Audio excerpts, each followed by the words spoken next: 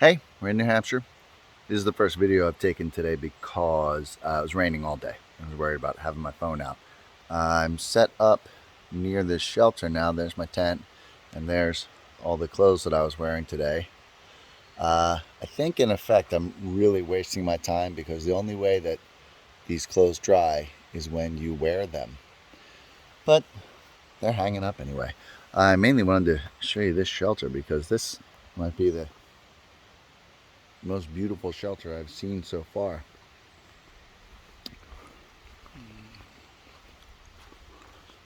Look at the joints on this thing.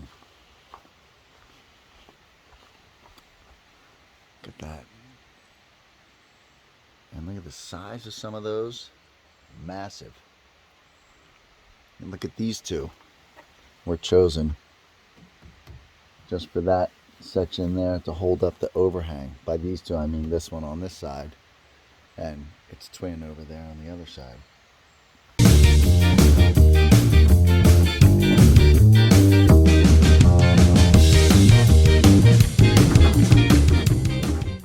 You're supposed to wash your dishes in here, I think, just so that the soapy water goes down there. I don't know. For me, that's another benefit of using the wood stove, is that when I'm done cooking and eating, I keep the fire going, and then I put a little water, and I put the cook pot, the metal cook pot, not the plastic one, but the cook pot that I used, back on the fire, and I let that water boil again, and then I just wash the dishes, which is a huge benefit that you get from the wood stove, because no one would ever use purchased limited can of fuel to wash dishes. So here's the creek. It's right next to this shelter. Pretty good sized creek. It rained from about 9 o'clock last night to, I don't know, 3 o'clock this afternoon. So that creek might be a little high. But this is a nice campsite here in New Hampshire. See you down the trail. This is interesting here in New Hampshire. Clearly a sign there that says Wolfboro Road. And this is it. This is Wolfboro Road. I'm standing on the double yellow line right now. Hey, I forgot to tell you, last night I was at this shelter and there was one other person there. We were both tenting near the shelter. And we talked a while and then we both kind of went almost to bed.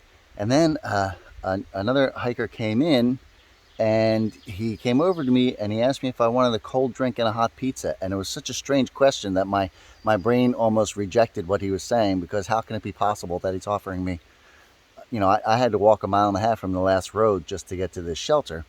But he came in and he brought basically dinner for anyone who was at that shelter. So the two of us enjoyed a hot pizza and a couple of cold beers, which was awesome. He goes by DR, which is Desolation Row, because he's a big Bob Dylan fan. So much so that he named his daughter Dylan, D-Y-L-A-N. So that was really cool.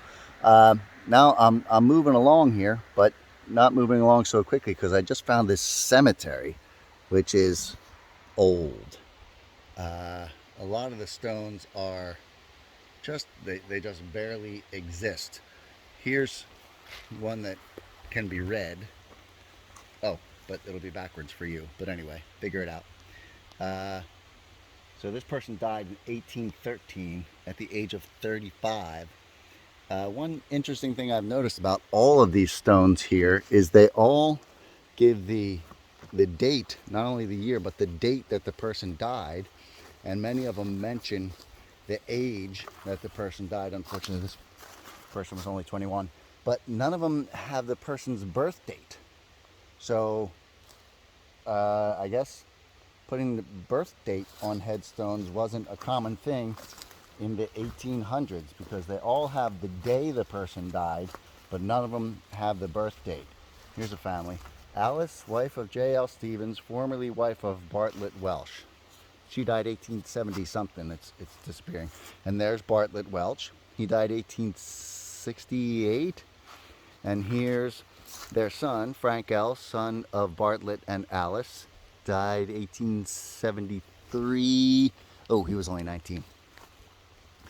Can't read that one. Wife of somebody Welch. Oh, Silas. Wife of Silas Welch. I saw him somewhere.